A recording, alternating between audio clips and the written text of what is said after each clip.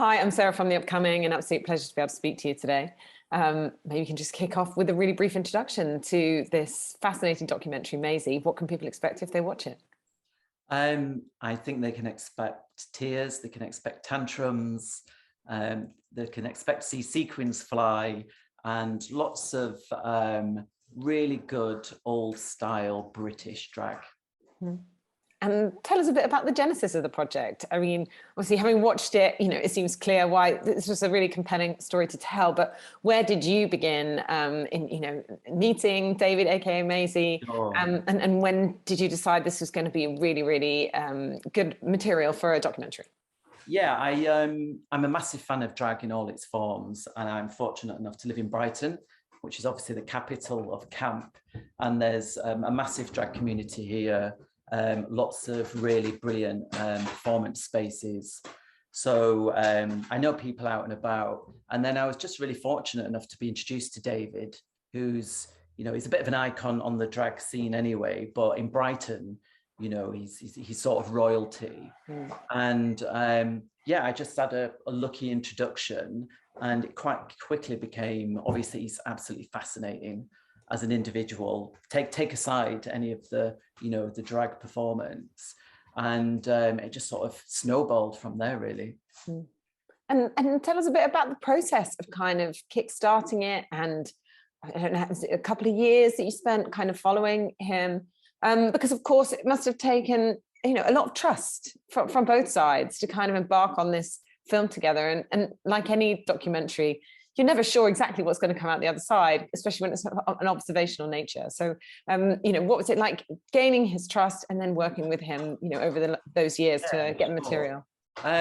It was quite nerve-wracking at first. I must admit, I was quite. It was my first feature, my first project, so I'd never really made a film before. But David was just really, really generous. Quite quickly.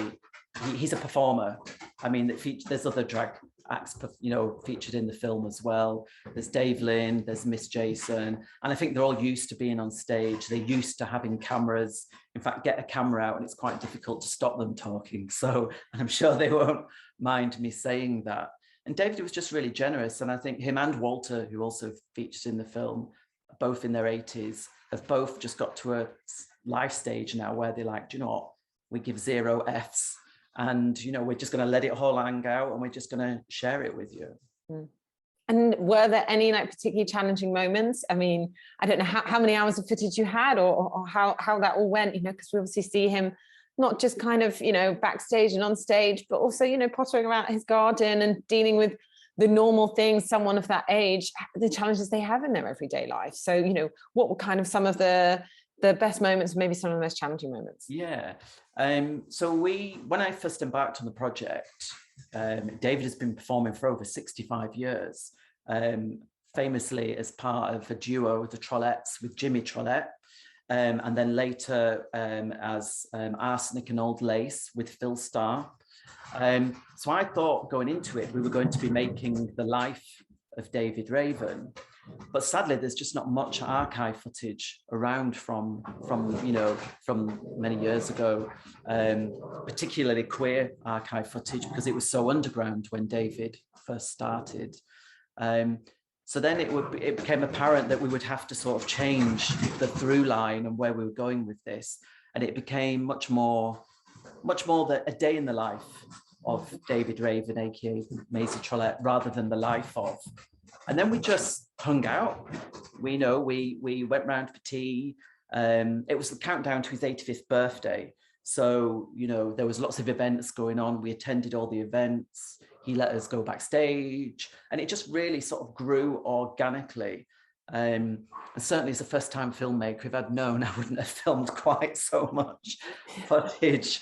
But COVID almost did us a favor. Sorry, that's my puppies thundering around in the background. Good grief. Don't work with animals and drag queens. It became very much the life of, very much the life of. Very much a day in the life of rather than the life of. I mean, watching it, in some respects, I feel like he's quite quintessentially British in the sense that he's he's sort of reserved, despite kind of the eccentricity of, you know, the type of performance he does. So in a way, some of the very poignant moments come, you know, from other people around him. That the radio interview when he's kind of discussing, you know, the tragic passing of his partner Don, and, you know, some of the reflections from, you know, his friends. I think it's Alan who says, like, oh, you know, Maisie saved him in a way, because he struggled to find acceptance of himself, you know, as David. So was that interesting for you, and were those kind of very key moments to include in the documentary? Yeah, I think David Raven and Maisie Trollete are two very, very different people. And I think David is, you know, you see on camera, he's really keen to stress that he's a drag artiste, not a drag queen. And as we spent time with him, and I think Miss Jason mentions it in the film, I think he calls himself an artiste, not because of his style of performance, but much more from a place of, you know, it was illegal when he first started to, you know, to commit homosexual acts. The queer scene was very underground. And I think there's a little bit of internalized homophobia that David, who obviously comes from a different era, still feels.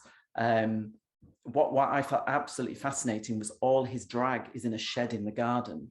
He doesn't even have it in the house. When I asked him, you know, do you get ready before you go to a performance? There's no way on earth. I think he says, you know, I'd never walk down the road in bleeding drag, you know, so that they're two very, very different people. And in that sense, there's kind of two sides to it, because it's kind of a lost generation in a way. These people are aging, you know, that kind of were revolutionary in their time. Like you said, like, it was actually illegal. A lot of this stuff back when they first started, you know, the stakes were very different as they are today. But, you know, so it's kind of amazing in a way to sort of capture it and, you know, have like kind of an archive of it, because otherwise it might be lost. But it's also something perhaps hopeful about the fact that we can acknowledge that things have changed and things have improved and people can be more open about who they are. Sure. I mean, hopefully what we've achieved, you know, there's lots of amazing coming out stories committed to film, but there's very few that tell the other end of the tale. And hopefully we were able to explore some of that. And I think we're just not very good with our elders, full stop, let alone our LGBT elders. And I think by David being so generous on camera, it allowed us to show, you know, a very warts and all behind the scenes story, and allowed us, you know, to show him struggling to get into his heels and applying his makeup with an old Brillo pad. And I felt it was really important to preserve that on camera, because I think, you know, lots of young people now, you know, RuPaul invented drag, and that style of drag has, you know, almost, it's so prevalent now, and there's nothing wrong with it, and it's fabulous. But I liken it to when the grey squirrels came over to the UK and they killed all the red squirrels. It's almost like David's style of drag is almost being, you know, quelled now. So yeah, it was great to capture it all on film. Yeah, and I think, I mean, the other thing to say is, of course, although there's, you know, some sort of like quite heart-wrenching moments and tender moments, it's also incredibly funny. Yeah. And in particular with the American drag artist, is it Walter? And because they kind of butt heads a little bit, and realizing, you know, the style of drag is actually very different. It's kind of new, more beauty pageant from the US, and then kind of more like pantomime, like very British, like the dry humor from the UK side. So even that is quite kind of educational, also very funny to watch. Yeah, absolutely. I mean, we were really fortunate to get Walter involved. He's the Guinness World Record holder, you know, oldest performing drag queen in the world.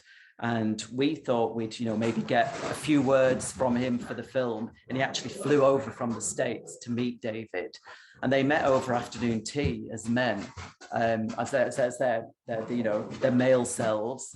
And it was very different watching them on stage later. There was definitely a sense of rivalry there. So much so that because, you know, David is from the panto tradition, you know, he's the UK's grand panto dame and sings live, which is an important part of his act.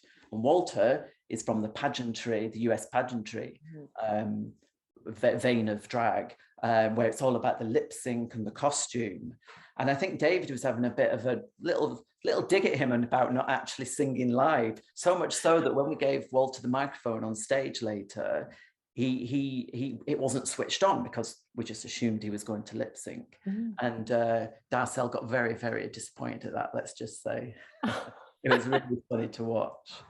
And definitely the moment like you're mentioning of where they're like getting ready to go on stage, because again, we never see that bit, do we? And kind of the fact that they're needing to help to do it, and kind of, you never see that kind of struggle in that process. So that was real eye-opener, I think, for me. Yeah, it was really, we were just really, really lucky that they gave us access to all areas.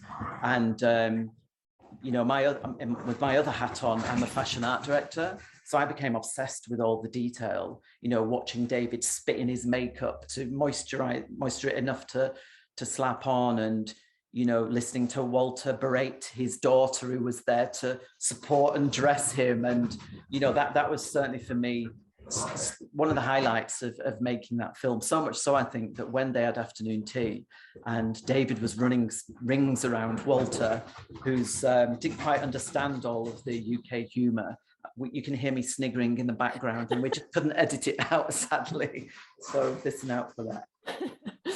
I think I'm almost out of time, but ultimately, what do you hope people will take away from watching it? I guess we've already hit on quite a few points there, but it's kind of putting to film like a kind of lost era, and like you say, there's not even that much archive footage, so the fact that there's even these bits have been able to piece together is something. And kind of a tribute to people like David, aka Maisie, but then also kind of shining a light on that difficult path that's had to be trod by those older people, and how lucky, but there's still obviously progress to be made in our current age. Absolutely. I just hope that for me, it was important, as I said, to tell this other end of the tale. And, it's not sexy, old age, it's not that glamorous. And I think certainly people within, the queer community, sometimes they don't want to think about old age. And, there's definitely a lot of ageism, I think, on the scene. And I just hope that people, will hopefully get to see the film, and that they will very much, next time they see that old person doddering down the street, think twice and think, we don't know who that person is, because it could be Maisie Trollete, who's performed for over 65 years with the likes of Shirley Bassey. So I hope people have a bit of newfound respect for our elders. And just very quickly, can you tell us what you might be working on next? Is there another documentary or another piece of content you're working on? Yeah, there's a couple of projects I'm trying to get off the ground at the moment. One story I'd really like to tell is about Backstairs Billy, who was the Queen Mother's butler for over 50 years. And he was also a bit of a party boy, and used to have lots of Soho boys back at the palace, let's just say. So I think that would be a fascinating story to tell. And how do you see the landscape right now for LGBTQ plus kind of representation in film? I mean, it feels like even in this last 5 years, there's been kind of an explosion. But there's also still sometimes that thing of maybe it being a bit pigeonholed, or the same stories being told. Like, how do you see the landscape right now? It's definitely getting better, and any queer stories being told, any minority voices being amplified is a really wonderful thing. I just hope it doesn't become too sanitized. I struggled to raise funding to start with to get this project off the ground, because no one wanted to, hear about an old drag queen, as someone put it. And I just hope that, as all this amazing content comes about, and as all these amazing stories and voices are amplified, that we don't lose that sort of underground queer, slightly anarchic, political storytelling along the way. Brilliantly put. Well, thank you so much for your time and for sharing all that with us, and can't wait for everyone else to have the opportunity to see Maisie. Thanks so much. Fabulous. Thanks a lot. Lovely to chat to you. Thanks. Bye. Thank you.